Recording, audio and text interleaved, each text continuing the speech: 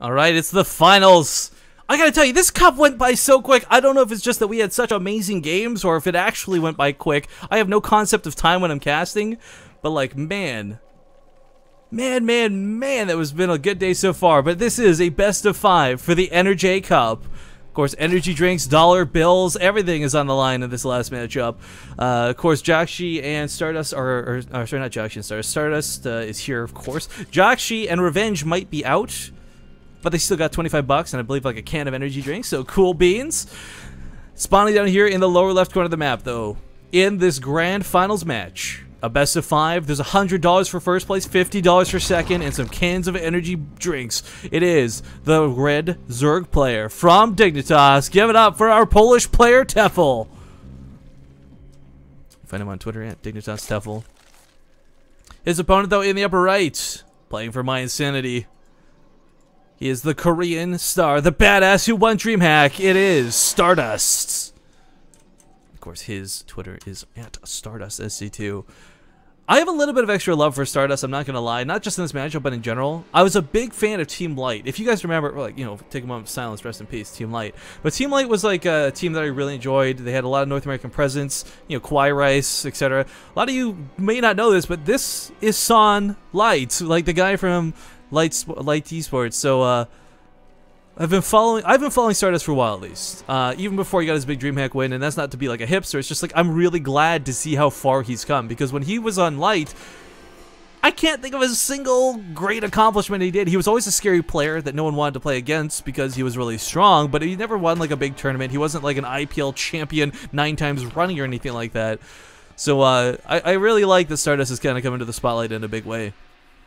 And holy crap, what is with this hype today? We got Tapsy! Tapsy on tap. I'm sorry, that's such a bad pun. Thank you for your subscription, man. Thank you for your support to the channel. Make sure to message me on Twitch for replays. And, of course, don't forget to ace Kate on your way out. Stardust, in the meantime, has actually gone for that quicker expansion here. No gateway expand for this guy. This is Captain Gateway Aggression we're talking about. This is the man who's known for his sentries. Not to say he won't do it, but he's actually open for the more, I guess, economic opener. Not that that's a bad thing, but this is not your typical Stardust opener. I guess against a player like Tefel does have to be a little bit careful. We've seen how aggressive this Zerg player can be in past series, and while Jakshi is not the same player as Stardust, it's pretty obvious that Tefel is willing to get up in your face aggressive. Now, I don't know if Jakshi said to Stardust between games like, hey, well, obviously he said in Korean, not English, but like, hey, watch out for this guy. He's gonna come at you, and he's gonna come at you hard. Keep an eye out. So, I mean, I like to think that that's what happens, but I highly doubt. They're probably like not even talking to each other. They're just getting into the next game. But yeah, we'll see what happens. No third base coming out quickly out of Tefel, but he's not exactly going for Lings quickly either. He's just saturating for the time being, getting the drones. Here comes that third at relatively normal timing, so nothing early, nothing late.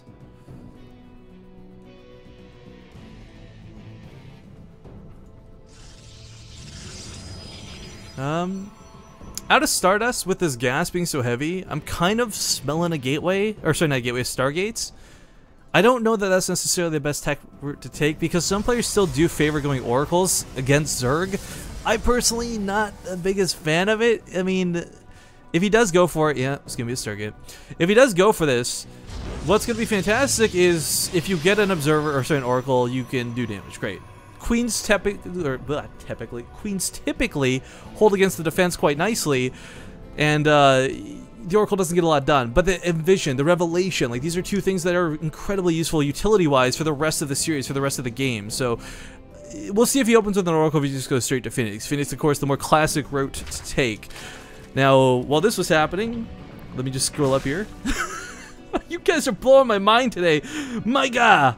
Oh my god, Mega, however I pronounce your name, thank you for your subscription. You've heard the spiel, you know to get the replays, and make sure you ace Kate. I love seeing that spam in chat. It's kind of like we're growing into our own Kappa, is what we're doing. Watch out, world. Anyways, the Oracle's coming out next. Or first, not next, but we'll see what comes out next. If he produces creating oracles, or continues to produce you guys gotta be so excited, I'm getting tongue-tied now, I'm sorry. Sitting with a big dumb smile on my face. If he continues to produce oracles, he may try and like bully the queens down.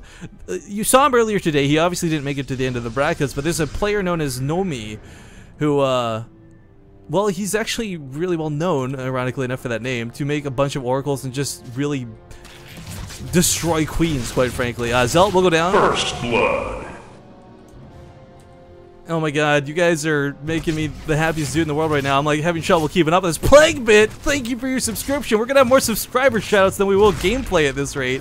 But thank you very much, man, for your support. Couple drones go down, the queen falls as well. We'll call that in honor of Plague Bit, because that's about how it timed out.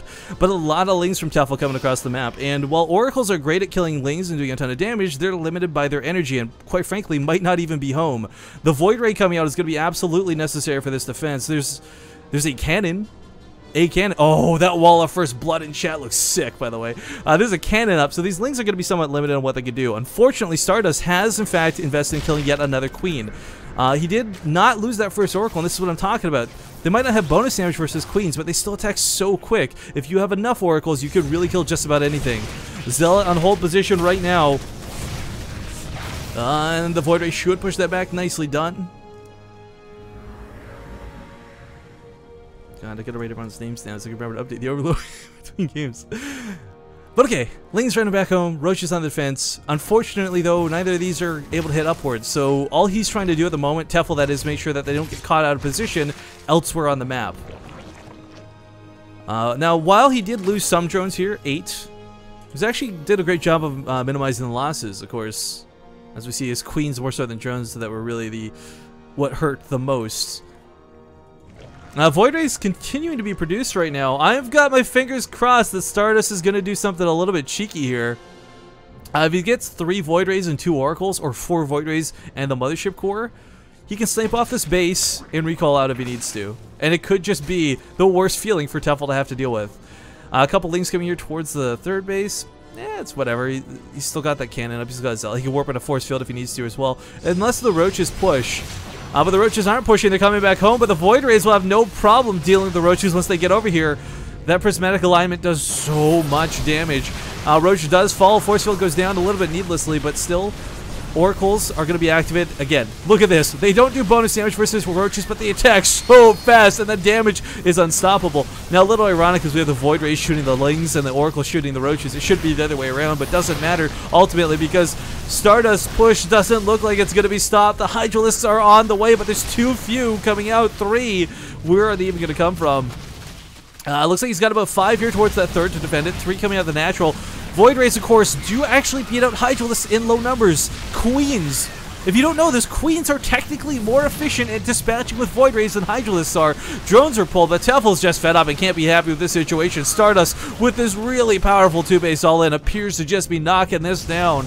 With those weapon upgrades, he's just unstoppable. We're going to get some of the Overlords here too, but most of the drones have died. Most of the units have died. Lings are no more. Roaches are non-existent. And where are the Hydralisks but corpses? 13 are about to pop, so maybe he holds off this push. Maybe. But that's a big maybe because the damage he's at this point has been quite harsh. Even though he's not behind in workers, yeah, he just can never recover. So good game's going to be called. And Stardust will take game 1 in this best of 5.